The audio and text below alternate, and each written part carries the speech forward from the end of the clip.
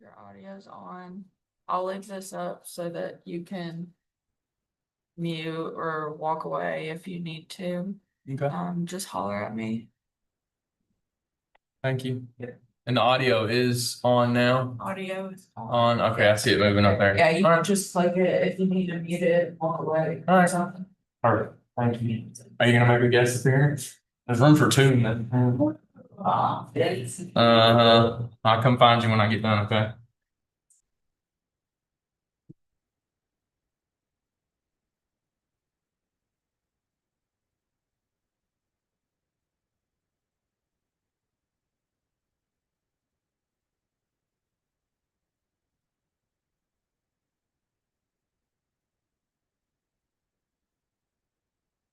All right, so for session 17, we're going to go over make and receive offers. So some things to prepare for this. We'll want to pull together some copies of the actual contract that you will be using when you're in the field of real estate. Maybe remove any of the identifying features from somebody who's used one before, or if you wanted to have one that was more confidential that you could just use for reference when filling out another one. I know when I first started selling real estate, I had two really good mentors that just gave me a couple of their old contracts, and I was able to use those to complete some of the first contracts I filled out, just kind of cheating off the person next to me, if you will, just to have some fill in the blank. But then it allowed me to follow up with them with questions I had as to why they maybe did this a certain way or that a certain way. So if you need copies of those, I'm sure Market Center staff could find you some executed versions of those. I'm sure they could pull them down off Dotloop, share those with you so you have a copy of them. But you could just write your own, make up a fake name, a fake address, and just practice. That's a good way to get used to it. You may want to find from your MCA or your broker a contract that they would deem as messy and try to clean it up after you've done a few of those. That'll just get you used to finding nuances that may show up in some of those offers as they come through.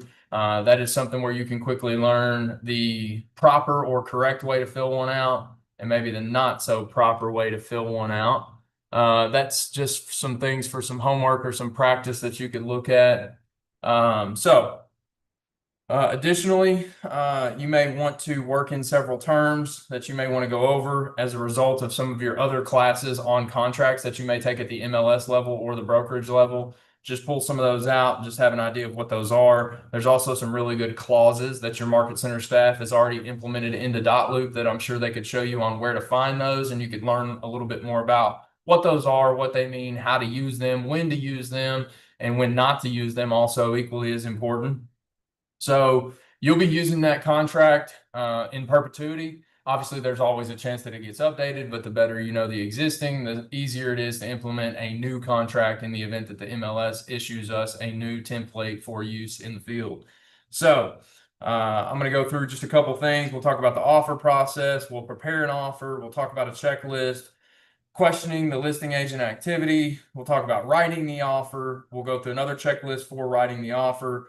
We'll talk about the contract itself, how you can look at creating offers in Command. We'll talk about presenting the offer. And then we'll also go over receiving and responding to offers. So if there's a checklist we want to have handy for that, presenting the offer to your sellers, reaching a decision, and then there will be some time for you to do some role play. We can give some advice about maybe how to do that. Since we're doing this as a recording, there won't be any recap or ahas, and we'll briefly touch on the daily success system. So we've welcomed ourselves to it. I think in the last class, you all would have talked about working with buyers and sellers from the agreement through getting an offer. Today, we're going to cover the offer process. So we're going to cover the steps to submit an offer as a buyer's agent and reviewing the offers you may receive as a listing agent. So when we look at what maybe comes in as a result of the belief system that we have, that is the Y4C 2Ts.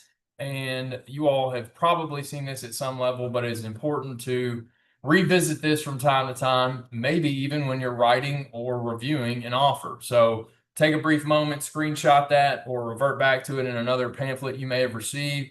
I always like to be able to spend some time on looking at that, but let's look at a couple of notes about it. So this is the key culture piece of Keller Williams International and all of its participating market centers. They're what ground us in doing the right thing for our clients and communities and make us different in our industry. So as realtors, we are fiduciaries to our client. And these are very good fiduciary terms to be aware of and to make sure we are adhering to as we go. So when you take a minute, look through them, you could always use them in a difficult conversation whenever you're going through a offer with your seller or you're reviewing an offer prior to submitting one to a seller's agent in preparation for going under contract on behalf of your buyers. So all that being said, good belief system to spend some time on, and you would be shocked when you would be able to potentially pull it out and utilize it in the field of play. So we went over a brief recap for the agenda. We're going to talk about the offer process. We're going to prepare the offer. We're going to write the offer. We're going to present the offer. We're going to receive and respond. And then obviously some recaps and ahas will not be recorded. And then we can touch briefly on the daily success system, which by this point you should have memorized. So a quick quote from Bo Bennett, author and PhD. I like to think of sales as the ability to gracefully persuade, not manipulate, a person or persons into a win-win situation. What I like about that is, what's the first item from the Y4C2Ts? Win-win or no deal. So I think Bo Bennett might be onto something, or Keller Williams is onto something, or maybe they both adhere to the same belief system, which is how do we find a win-win? I think that is the single greatest art form that comes out of a great salesperson, is how to find a win-win.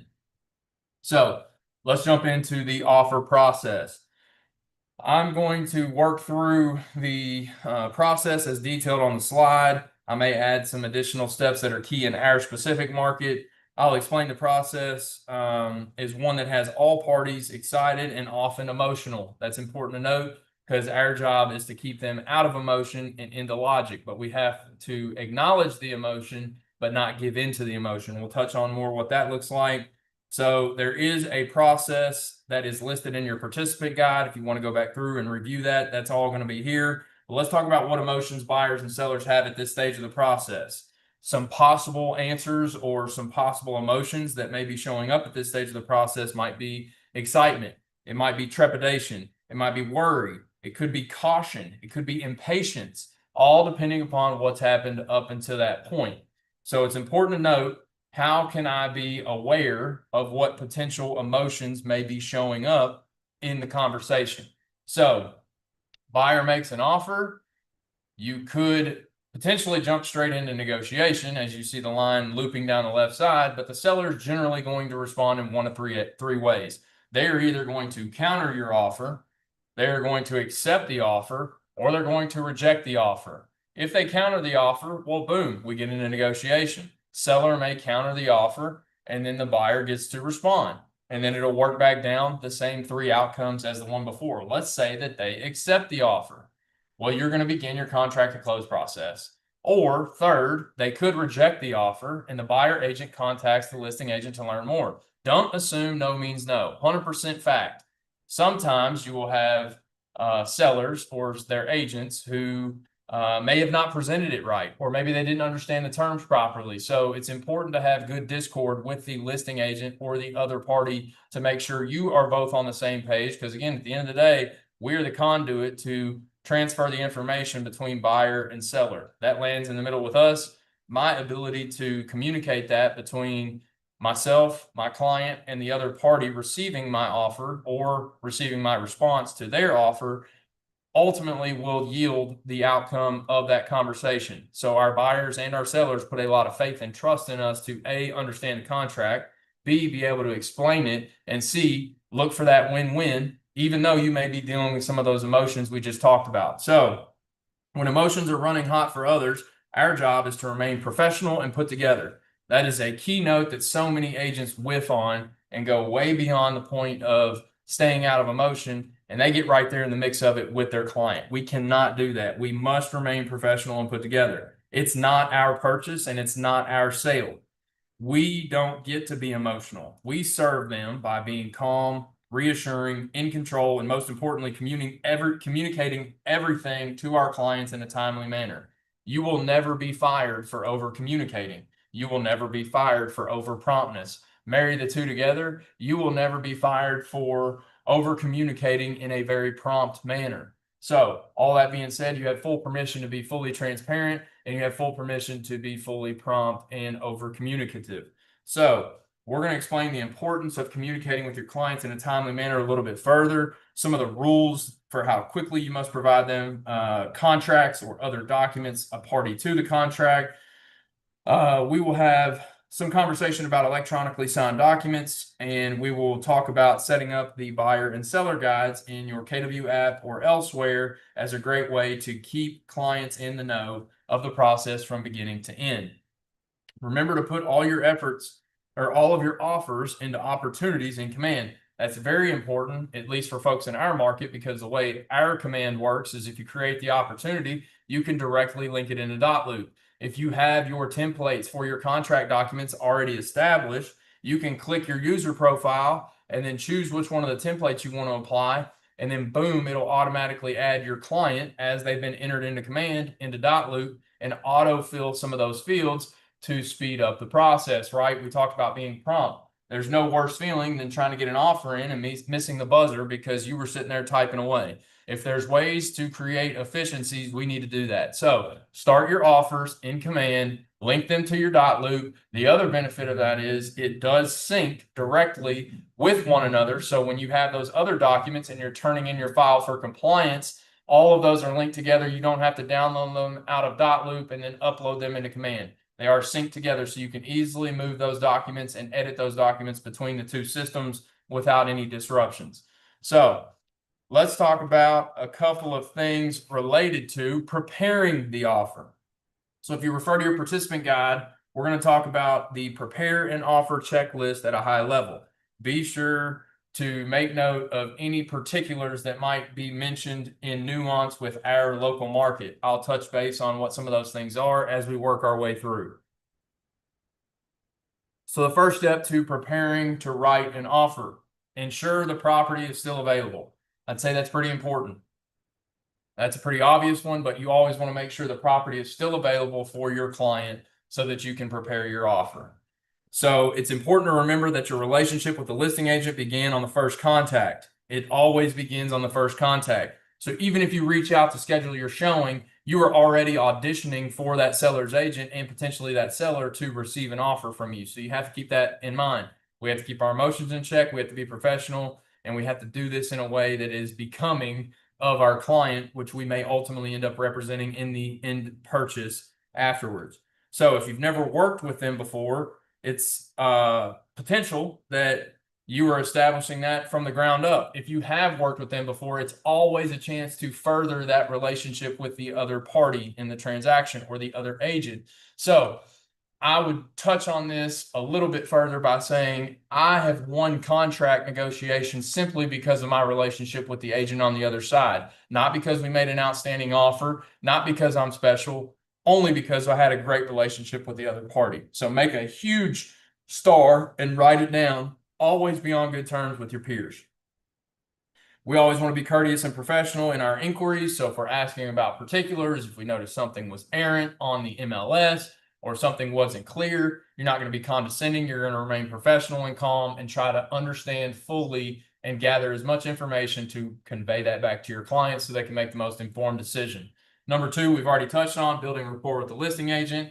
Very, very important in our local market. Lexington and Central Kentucky, the surrounding counties, is a very tight-knit community. They all know each other at some level or go to church with each other. So you cannot ever assume that this is some large market that's never going to have word traveling around fast. So it's important to ask questions of the listing agent to discover what's most important to the sellers.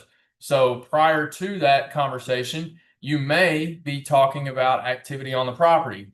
Hey, I noticed that there was a few showings today when I went to book mine. What has the activity been like outside of today? Can you share anything with that so that I can properly educate my clients about the activity on this listing? One thing to note, sometimes you may not always get the most honest answer from a listing agent. They may say we're busting at the seams with showings. you can look on showing time and try to schedule a showing a couple of days out and quickly see that there may be wide open schedules inside of showing time. Well, if that's the case, then they probably aren't getting busted at the seams with showings, right? So take all that with a grain of salt. But if you ask powerful questions, what I've learned is if you ask the question and shut up, the listing agent will probably say more than they initially intended to, which will give you more information so that you can share that with your clients. Number 4, inquire about offers on the property. And if they have had offers and they did not go through, or they went through and then fell apart, why did they fall through? This might be important, especially in a time like right now where inspections are harder than they've ever been. So if that's the case, and we think that the property fell out on inspections, or maybe we don't think the agent's being as truthful about the inspections as maybe they ought to be, there's an easy way to fact check that. When did the property go under contract?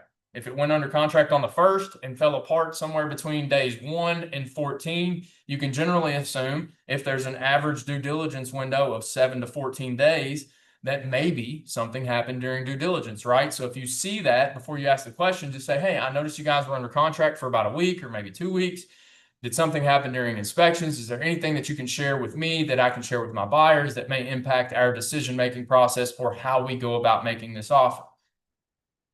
An additional question might be about the seller's motivations or their needs. So if you're asking them about what is important to them, so you can try to find that win-win with your client and what maybe matches with their needs. Maybe there's something about their time frame that they need to close in, or when they want to move by, or where they're headed to next. Maybe there's something about their motivation for selling. Maybe they're splitting up and a quick close would be better, or maybe they're not splitting up but they're expecting a child and they want an elongated close because they need to bring the baby home first and then move. You never know unless you ask. So the important thing is there, inquire, right? And ask questions. Another question you might want to consider in number 6 is asking the listing agent how they want to receive the offer. Would they like you to share it with them electronically? Would you like that sent through .loop or downloaded as a PDF and sent to your email? Remember, the more easy you can make the other agent's life and the more easy you can allow them to present your offer, it's not going to hurt the probability of you having open and good discord with that other agent to potentially get your client's offer accepted. So another thing may be that you should already have, but if you don't, you can always get an updated one or the first copy if you've not gotten it yet. But number 7 would be obtaining the buyer's pre-approval from the lender. Surely, because you all have been taking these classes, you have understood the importance and the value of pre-qualifying your buyers and then getting them to get pre-approved or pre-qualified through one of your preferred vendors or lenders, or a lender of their choice if they already have one. In that case, you should already have that pre-approval letter or pre-qualification letter on file. If you need to get it updated for property specific or the price updated or the date updated, simply having some open lines of communication with that lender to get that updated will allow you to make a stronger offer. I will highly suggest, in our market at least, you never submit an offer without a proof of funds or a pre-approval letter, especially if you're going into a competitive situation. You want to have the most polished and put together offer packet of all the necessary documentation to submit to that seller's agent to look like you truly are the most important thing to the seller, ready, willing, and able. So next, we will look at reviewing the MLS and the tax records. All of that should be stuff that you can look at prior to the showing. If you didn't have time or you ran out of time and you needed more time, then that is a chance for you to do that now. So when you're at this point, you're getting ready to make the offer, you may want to consider how you're going to go about implementing all that information that's on the MLS or on the tax records. If you link the listing to the loop in the offer stage, when you're getting ready to make the offer, a lot of times it pulls over the information from the MLS. I am one to always double check that. But if you autofill and you're linked to that listing in .loop, it should populate the majority of that information that's already been input by the listing agent, who hopefully also did their due diligence and double check that. Next, number 9 would be producing a comparative market analysis. If you're well versed in the area or the neighborhood, or you've had listings over there, you may be able to speak a little bit more freely to this. In the meantime, if you are not, you can always run your own comparable market analysis with your clients and review where you think the property is priced in respect to the comparables. and see if there's any room for negotiation, or it might validate the listing agent's price so that you know you are making a good offer.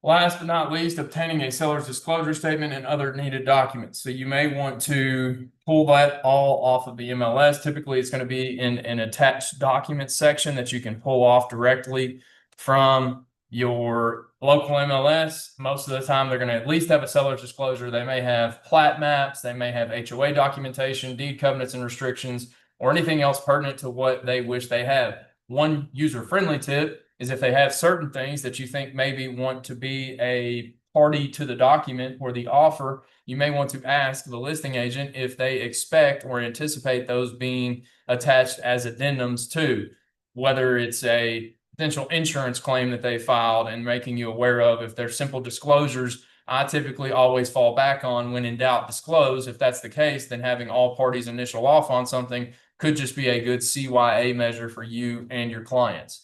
So preparing them to write an offer, this could be a simple checklist that you create for yourself when you get ready to be in the field of play and you're using it. I would highly suggest taking advantage of that if you need it. Next up, we'll look at writing the offer. So when we talk about writing the offer, there's some things to consider. You can refer to your participant guide for a further explanation of these items. We'll cover these at a high level. We're going to cover the write an offer checklist, and you can add any pertinent information I share in about the market. I always tend to fall into the category of not submitting a love letter. What some people have began doing in our market is trying to Facebook stalk or find as much information as they can about the seller and then writing them a letter to try to get them to swoon them and get them to accept our offer. I'm not a huge fan of that. There's actually been lawsuits in other markets about calling them liability letters. So in the context of making sure you don't set yourself up for any disappointment or lawsuits, try to refrain from that. They can lead to seller knowingly or through unconsciousness bias to unlawfully accept or reject an offer. Stick to the pertinent objective criteria when submitting an offer as a buyer's agent, presenting it as a seller's agent. I would always say you can wow them with your professionalism more than you can some Shakespearean letter to the seller. Let's jump into some of the things you want to consider when you're going over the offer and writing it. So, price and terms. You may want to make sure that you've had a conversation with your client about that comparable market analysis and also fill them in on some of the updates when you are looking at or reviewing your conversation you have had with the seller's agent. That'd be a good thing to share.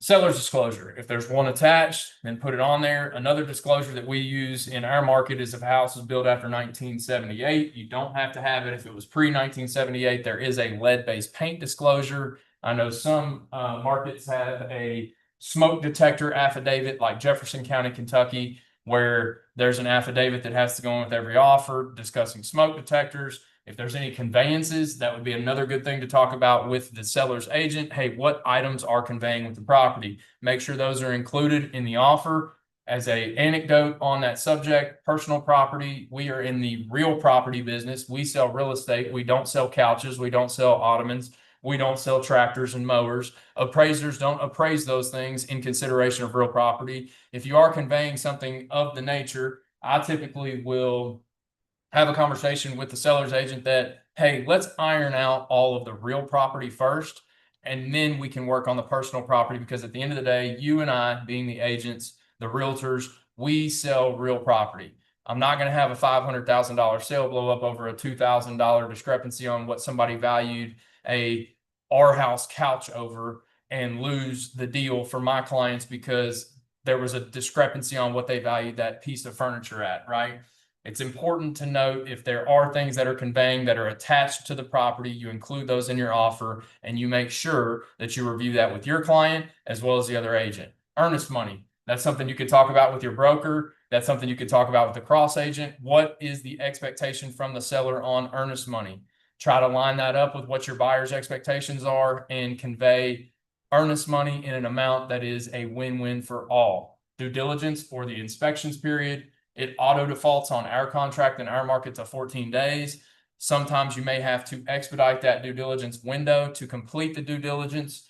All that being said, double check with your broker and make sure that you are understanding about how your due diligence period works on the contract that you're using. But you need to have that conversation with both your client, first and foremost, and the other party to make sure you all are in agreement and in alignment about what a fair and ample due diligence period looks like. Time for seller acceptance. Another reason you really want to talk to the cross agent is to figure out, hey, are your clients going to be able to review this electronically, or are you going to have to take this to them in person? That may impact the amount of time you give for seller acceptance. If that's the case, just go over that with your client after you've had the conversation with the cross agent, and you all can come to terms on what that looks like. If it's a property you feel like could slip out from underneath of you, you may take a little bit more aggressive approach on receiving a response.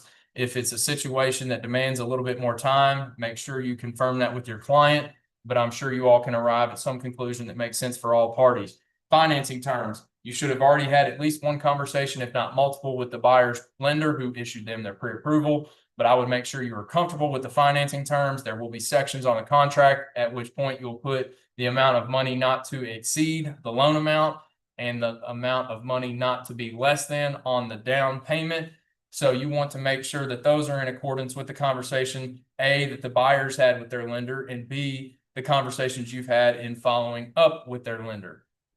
Buyer pre-approval letter, we talked about that. You should already have a copy of that. House that on their command contact card. If you've got a file section, you can store those in, or if you need to save that on one of your devices or in the cloud, just have a copy of that and make sure you include that when you are writing your offer as a party to your offer packet you're going to present. Closing date.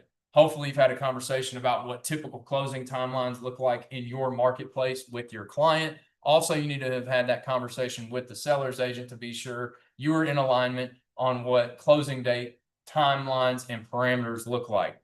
Home warranty, if there's one to be included, make sure you include that in the offer. If you're requesting one, also need to make sure that is clearly described in the contract, and the seller's agent receiving your offer is understanding that you are asking for a home warranty. Repair limits. You may not put these in out of the gate. You may want to, depending on the competitive nature of the offer situation. If there are repair limits that you want to place on your offer, you need to probably do that on a general addendum form and then check the box that makes that a party to the contract by adding that addendum to the contract itself. You can name the addendum, repair limits, spell out the language you want to use, consult with your broker. You're not an attorney, but if you put very boilerplate language in there about repair limits, make sure all parties are in agreement, and make sure you make that a party to the contract by checking the box that there is an addendum and then attach said addendum. Special clauses. You may put this in a contingency form or a general addendum form. Consult with your broker on how you want to go about doing that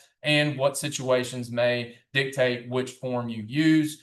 As I stated earlier in the recording, there are clauses that your broker has already uploaded from your local MLS that you can use. There may be specific clauses that an attorney or a bankruptcy person or a divorce person or the courts may ask that you put in that contract. Make sure you've had all those conversations prior to submitting it, because nobody likes surprises. We touched on addenda, but if there's anything additional that you need to add or addenda, you just need to make sure that you officially make those a party to the contract. Now you've written your offer. This can be a great checklist that you can make to have whenever you're creating an offer, especially early on. You don't want to miss anything. So you can check those boxes as you go down through there. It's always a great way to make sure you're double checking your work so you don't miss anything. And we're going to talk through the offer. So there's a talk through the offer list on the slide. There's also an area in the participant guide for you to take notes on, but I'm going to walk you through the entire contract as if you're my client. Make sure to that I'm setting proper expectations with you. So we will get out the contract that you have. You can go through that. That would be something that, since we are doing this as a recording, you could do that on your own and review that with your broker or somebody in leadership at the market center. And you're just going to start at the beginning and work through it, and then be able to explain it to your client. I have seen some agents actually record themselves going through the offer and explaining what those sections mean. So prior to submitting an offer, if you've got that video recorded and housed somewhere, you could send that to your client. They could watch it before. That would probably speed up the process when you actually write it. You always want to review it before you present it to your client. Then you want to make sure that your buyer understands the contract you're asking them to sign. You may feel it important to make note to review details like price, closing date, inspections, contingencies, conveyances, etc. You need to know what is essential in your local marketplace. That's something you could consult with some of the top producers or the leadership in your market center or your broker to understand what specific nuances there may be as it relates to your market and the area you're working in. Knowing standard or common terms for offers in your area, another good thing to discuss with your broker, but there are those clauses that Bluegrass Realtors provides us at the local level that you can get familiar with. They also have a glossary of terms available on their website. It's a great thing to go ahead and download and have housed somewhere so you can revert to those at a later date. Avoid rookie agent mistakes. The number one thing I see rookie agents do is rush through it because they're hastily trying to get their offer turned in. If you do the things that will allow you to understand how to do it efficiently later, you will make fewer mistakes. So spend time practicing, and then when it comes time for game time, you'll be prepared for what that looks like. Next, we're going to talk about presenting the offer. So now that you've done the prep work, you've written the offer, confirmed all the details with your client, you're ready to submit that offer to the listing agent. So let's talk about presenting the offer checklist. You're going to want to double check all documents. So you double check them. This maybe should say triple check now because you've already double checked them before you presented them to your buyer. You may want to triple check them this time. Make sure everything's signed. Make sure everywhere there needs to be an initial, there's an initial. Signature, there's a signature. If it requests a date and time and you've not done it electronically, that automatically assigns a date and time stamp. You may want to physically make sure those are written in. When I first got into real estate, we were told that if you're doing it by hand, you need to do it a minute later per page. So if you did the first one at 10 o'clock, you maybe did the second page at 10:01, 10:02, 10:03, etc. So just know those and go over those with your broker to make sure all of those are accurate. Make sure all the necessary fields are completed. Make sure all addendums are attached. Make sure you have your pre-approval, all your disclosures, anything and everything that needs to be presented so that the other side, if you were unavailable to explain it, could a fifth grader explain it to their client? That's the best frame of reference I can give you about working with your fellow peers. None of you all who are going to be watching this are going to run into this on your own deals, but you may run into it with others who aren't as well trained as you are. So it's important to note, how can I make this as dummy proof as possible so that a fifth grader could present it to their clients and they would understand precisely the offer that my clients are making to them. The way you can also thwart that or get ahead of that is to make sure you are available to answer any questions the cross agent or their clients may have about your offer. So when submitting that, another thing you want to make sure you notify the listing agent. That's number 6. I'm jumping ahead, but you always want to make sure they acknowledge receipt of your offer. Let's stay in line though. Number 2, follow instructions. So as you go through that conversation with your broker or revert back to documents you may have, you'll just want to make sure you followed all instructions. You're going to want to label all documents clearly, whether it's by hand or in dot loop. You want to assign proper nomenclature to those documents so there's no discrepancies over what document you were sharing.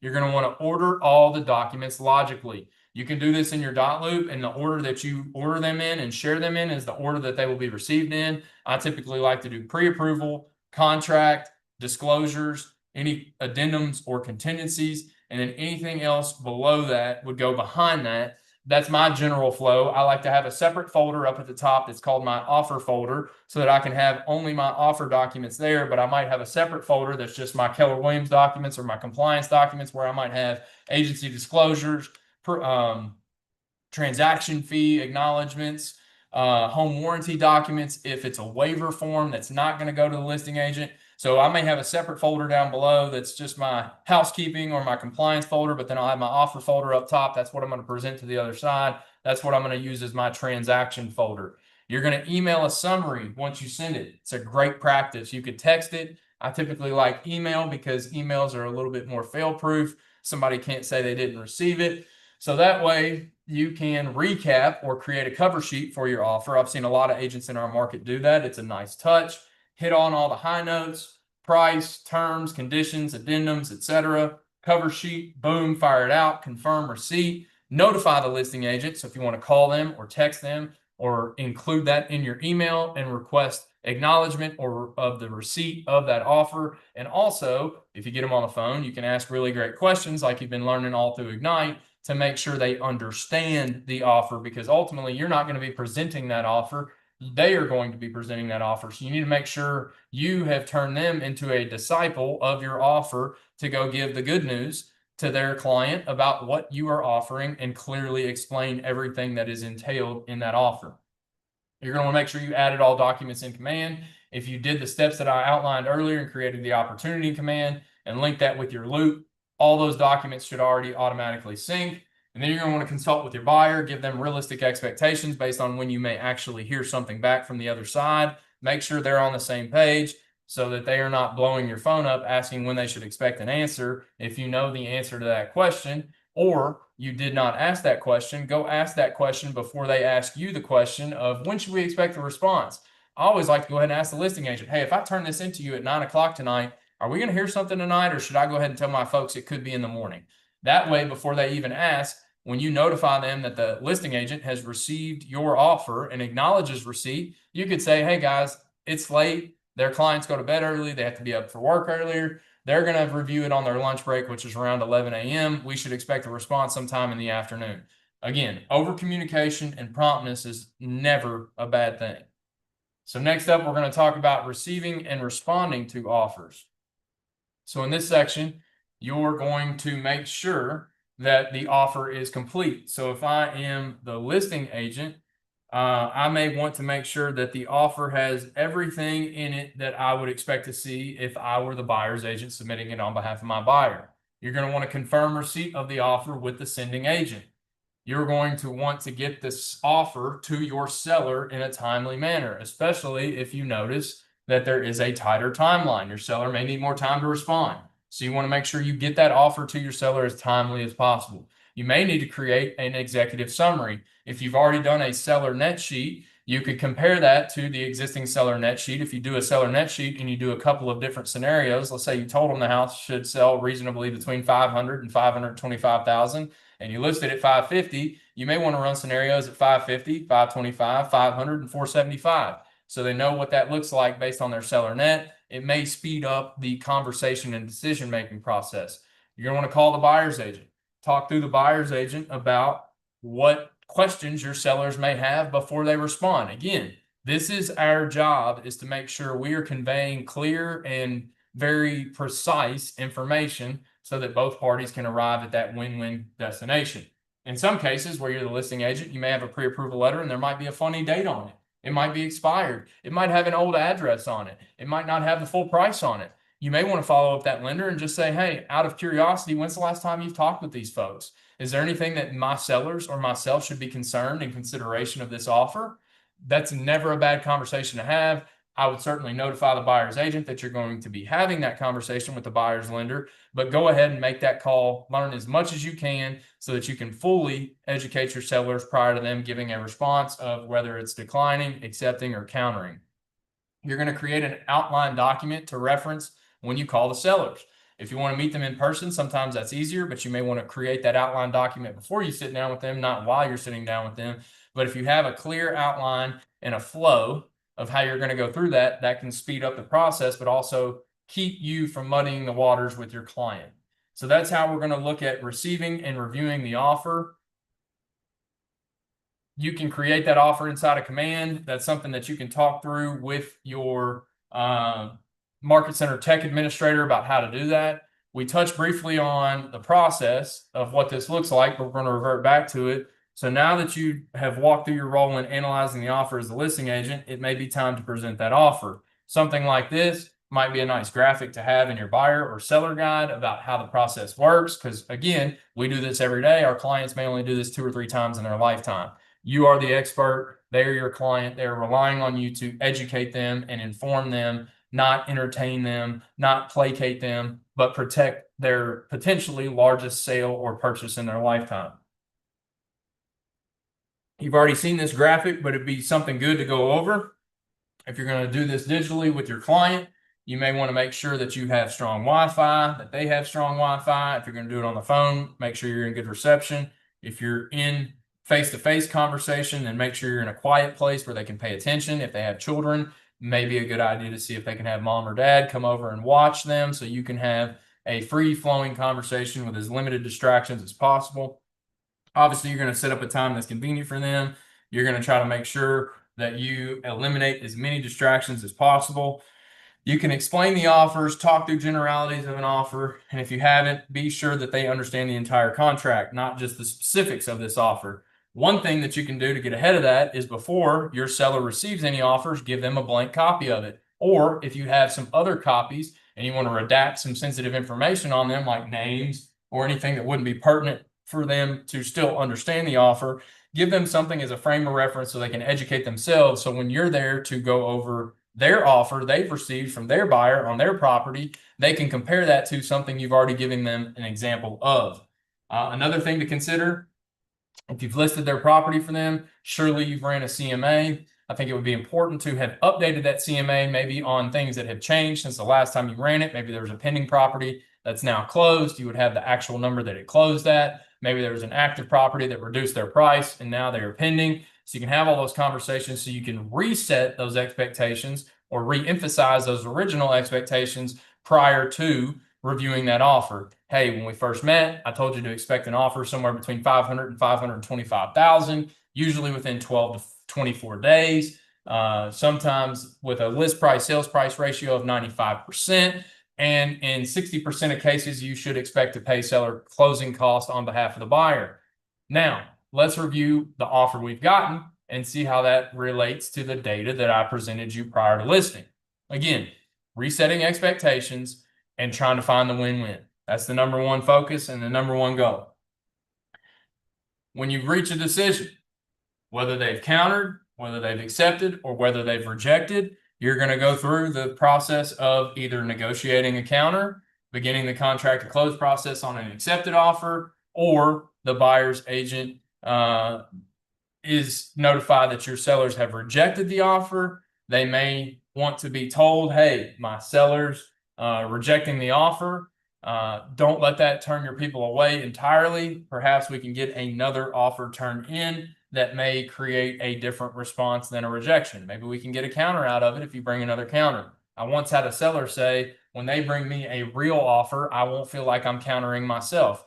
Now, I may not share that directly with the buyer's agent. I may just coach the buyer's agent in a way to say, hey, my seller didn't really feel like the offer was justifiable of a response as it was written. If your clients wish to resubmit, I'll be more than happy to present, right? I'm going to present any and all offers. So as a listing agent, it's your time to consult with the seller on how they wish to respond based on the options we just went over. You need to help your client come to a decision about how they would like to respond. You can explain the positives and the negatives of the offer and the various responses, and then it's their turn to ultimately make a decision. And if we get to the point when we are relaying the information of whether they've accepted, countered, or rejected, remember, you can only tell the other parties what your seller has instructed you to disclose. For example, if the sellers reject an offer and are happy for you to tell the buyer's agent the terms they would accept, you can do that. So it's a counter without a counter, right? I always laugh when that happens. The seller rejects an offer and then they're like immediately, well, I would take this. Well, shit, man, why didn't you just counter, right? That's just an opportunity for you to have further discord with your client about maybe we don't tell them we reject it, maybe we counter it, because it's all in how we present that to the other side. You cannot tell the buyer's agent information unless your seller gives you permission. Dog ear that. Don't lose it. Keep it in the back of your mind.